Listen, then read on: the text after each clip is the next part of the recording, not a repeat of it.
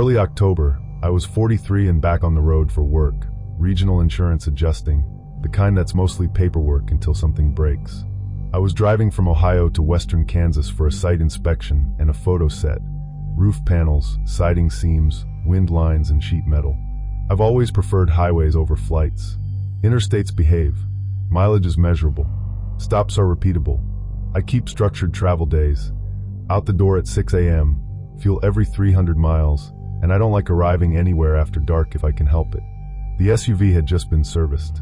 I trust systems that behave consistently.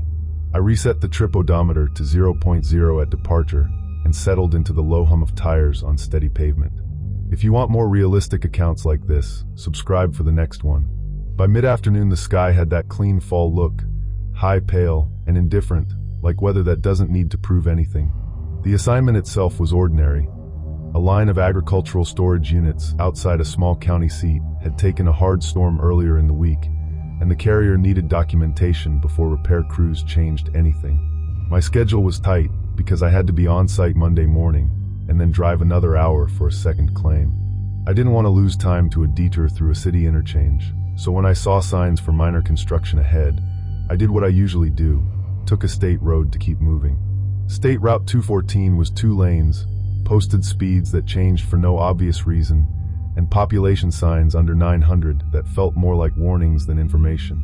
Late afternoon sun flattened color across harvested fields. Everything was open, low, and quiet, and I told myself the extra hour I'd gain was worth the smaller road. Not long after I exited, I passed a green pickup parked on the shoulder facing the wrong direction, angled slightly toward the ditch as if it had pulled in hurriedly. There was nothing dramatic about it, no hazard lights, no open hood. Just a truck sitting too still. 10 minutes later, after a long bend that should have changed my whole view of the road, I saw what looked like the same truck again. Same dull oxidation on the hood. Same ladder rack. The same small dent above the left rear wheel well. My first thought was that I'd misread it, that rural roads were full of identical work trucks. Wind pushed against my driver's side window sill with a thin whistle, and I let the idea go. The third time, I couldn't dismiss it as easily. I came up on a grain elevator, tall, gray, ribbed metal catching the light, and there it was again, positioned differently but unmistakable. The dent was still there, the ladder rack still canted slightly to the right. I checked my mirrors more often after that, not because I felt threatened, but because my mind wanted a clean explanation and the road wasn't giving me one. Long stretches passed with no other vehicles, then a distant set of headlights that never closed the gap. If you enjoy slow-burn, realistic horror, leave a like. My GPS briefly recalculated, even though I didn't turn.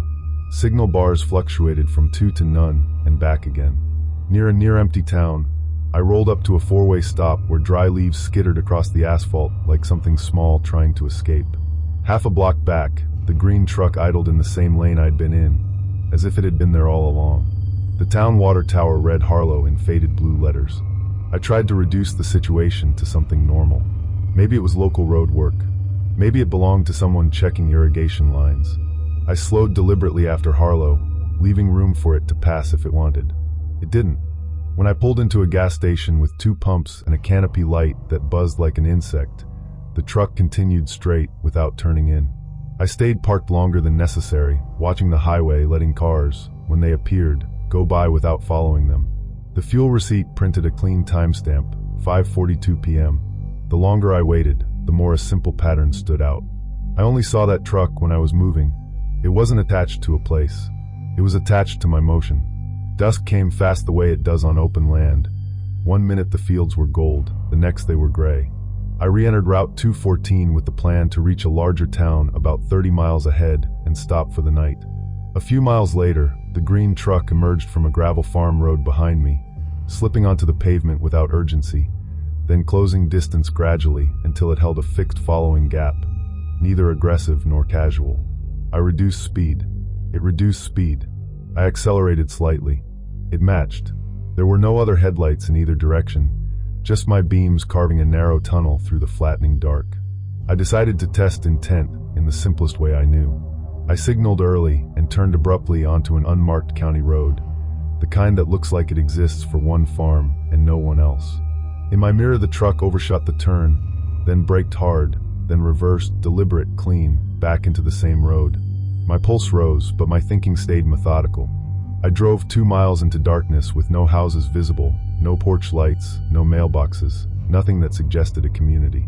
The truck's headlights stayed at consistent spacing in my rearview, and even white pressure.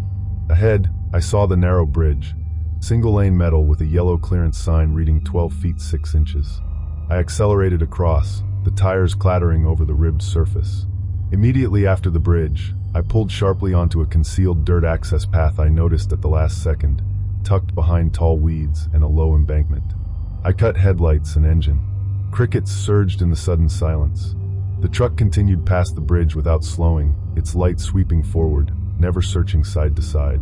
I counted to 200 before restarting the car, letting the number keep my hand steady. I stayed in that darkness longer than I needed to, checking mirrors, even though I knew they were useless without light.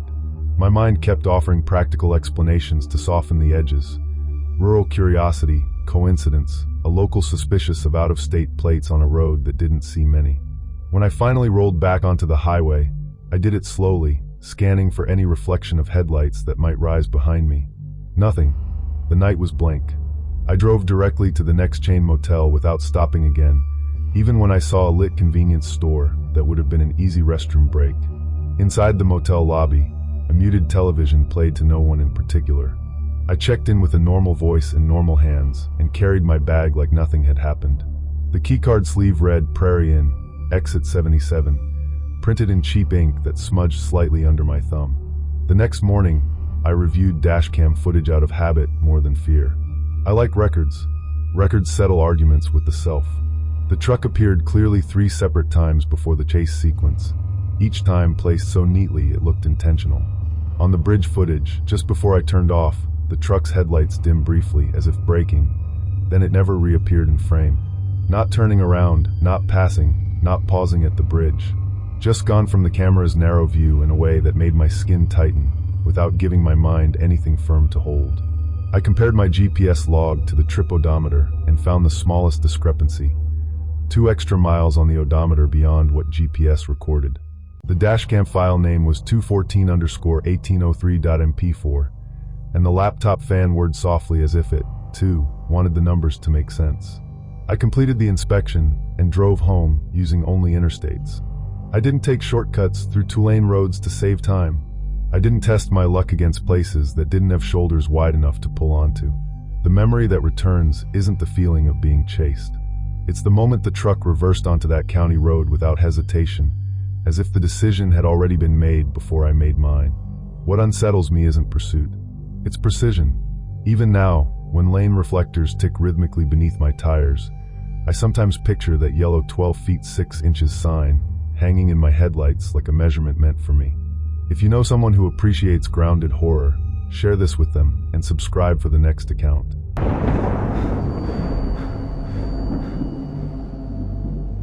Late May, I was 41 and driving from Atlanta to upstate New York for a supplier audit.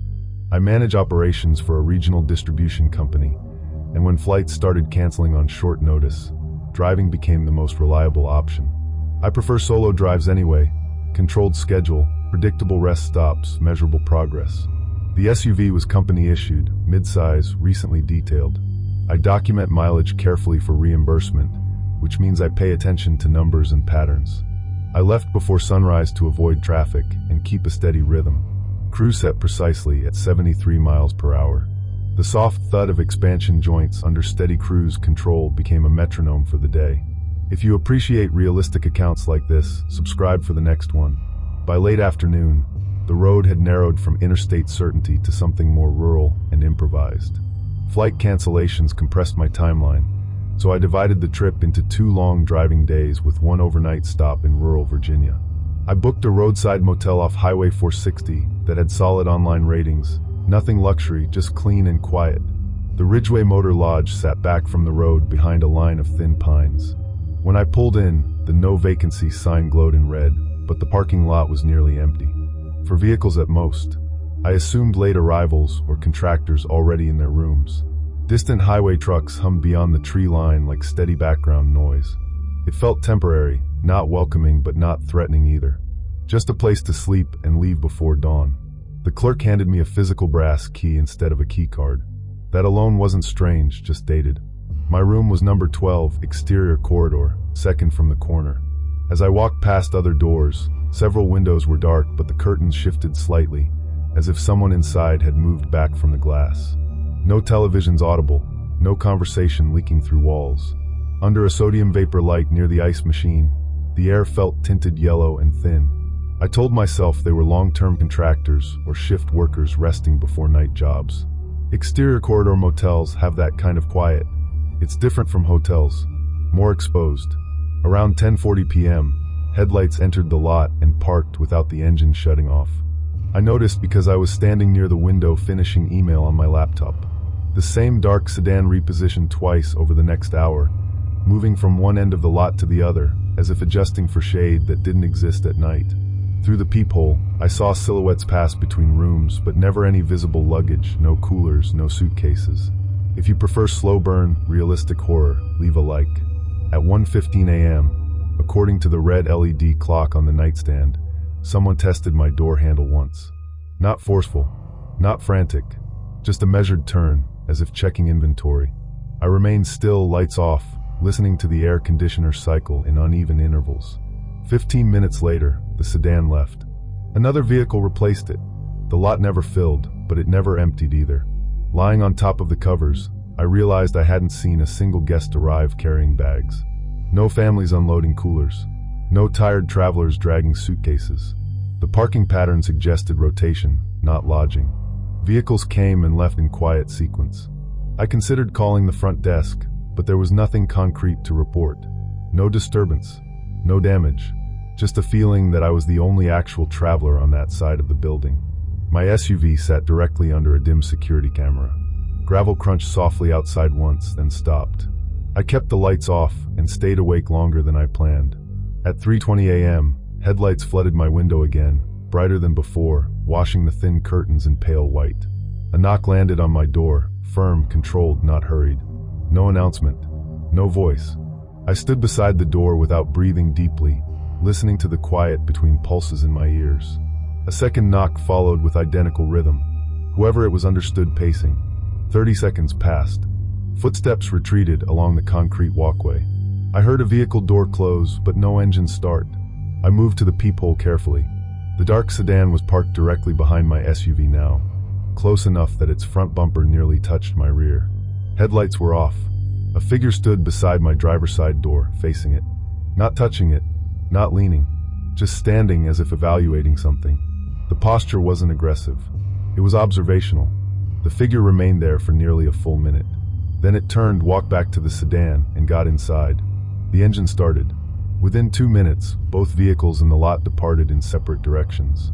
Silence followed in a way that felt staged, like a room cleared after rehearsal. I packed immediately.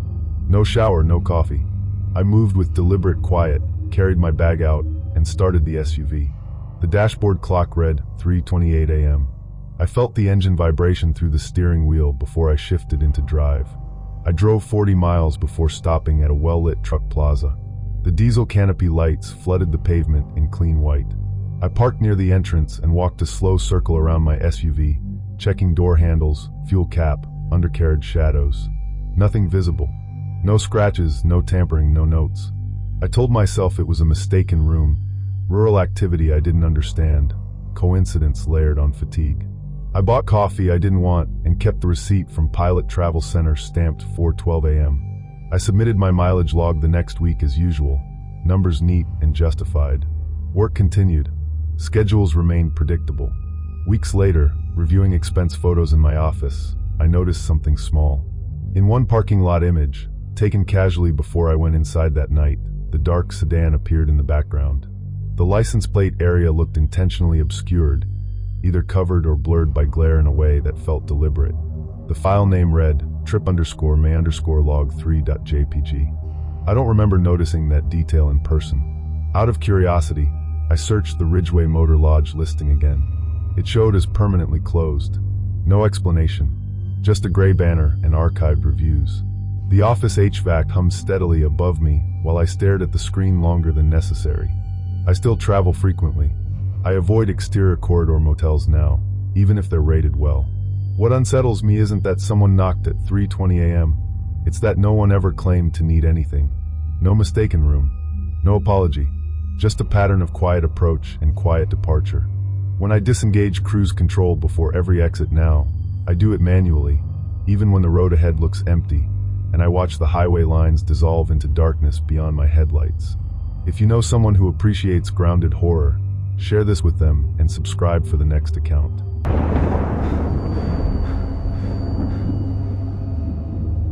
Mid-January, I was 42 and driving from Denver to Tucson to help my sister move out of her apartment. The divorce had finalized 3 months earlier, and the road felt cleaner than staying home. Winter highways are orderly, less crowded, less impatient. Snow lingered in shaded ditches along Interstate 25, thin and gray where plows had pushed it back. I kept conservative speeds and stopped every 2 hours to walk a few laps around the car. The heater fan pushed warm, dry air across the windshield, steady and dependable. I passed mile marker 187 southbound, just after sunrise, coffee still hot in the cup holder, the day laid out in manageable segments. If you prefer realistic, grounded accounts like this, subscribe for the next one. The trip had structure, and structure usually keeps things simple. I volunteered to transport several storage boxes in my trunk, documents, framed photos, things too fragile to ship. My sister's lease turnover date left no flexibility, and she needed the help. I planned one overnight stop near Truth or Consequences, New Mexico, nothing ambitious. Weather reports were clear. No storms predicted across the corridor. AM news radio faded in and out across long desert stretches, voices thinning into static before returning mid-sentence. My hotel reservation confirmation ended in 6421, saved in my email for quick reference. The road ahead felt predictable, even generous. The sky was wide and pale, the kind that makes distances seem shorter than they are. Mid-afternoon, somewhere south of Albuquerque, I noticed a silver crossover merging behind me from an on-ramp. It settled into the right lane and maintained a steady distance for nearly 40 miles. Sparse traffic makes vehicles stand out more than usual, but nothing about it seemed aggressive. When I stopped at a rest area marked Jornada del Muerto, wind sweeping dust across concrete picnic tables, the crossover continued past without slowing. I used the restroom, stretched, checked the trunk latch, and re-entered the highway without thinking about it again. 30 minutes later, the same silver crossover merged from an on-ramp ahead of me. I recognized it by the roof cargo box mounted slightly crooked, its rear hinge not fully sealed. It stayed in the right lane, neither passing nor falling behind. I exited for fuel at exit 59, filled the tank, bought water, and returned to the interstate. As I accelerated up the ramp, the crossover reappeared from behind a slow-moving RV, sliding back into position a few car lengths behind. If you appreciate slow-burn, realistic horror, leave a like. The desert horizon flattened depth perception. Everything looked closer than it was, and farther at the same time. I told myself it was coincidence along a limited corridor. There are only so many vehicles heading south in winter. Patterns form easily when the landscape is empty. Dusk approached, traffic thinning further until we were 2 vehicles moving through long bands of fading light. I decided to test what I thought I was noticing. I increased my speed slightly above my usual comfort, then reduced it deliberately from 75 down to 62 miles per hour. The crossover adjusted both times, preserving distance with a precision that felt practiced rather than reactive. The sky faded pink against darkening mesas, and a quiet recognition settled in me. I had no proof of intent, just timing, just alignment, and that can be enough to change how a road feels. I exited earlier than planned toward a small town not on my itinerary. A modest sign pointed toward Williamsburg. I signaled casually. The crossover signaled and followed. The town was mostly empty. One hardware store with dark windows, a closed diner with chairs inverted on tables, a single blinking caution light at an intersection. I circled 1 block. The crossover circled behind me at the same measured distance. No honking, no sudden moves, just replication. I pulled into a grocery store lot lit by tall LED poles that hummed faintly in the cold air. I parked near the entrance but remained inside the vehicle, hands resting on the steering wheel. The crossover turned in and parked 3 rows back, engine running. The driver's side door opened slightly, but did not close. No one stepped out. The interior light glowed faintly against tinted glass.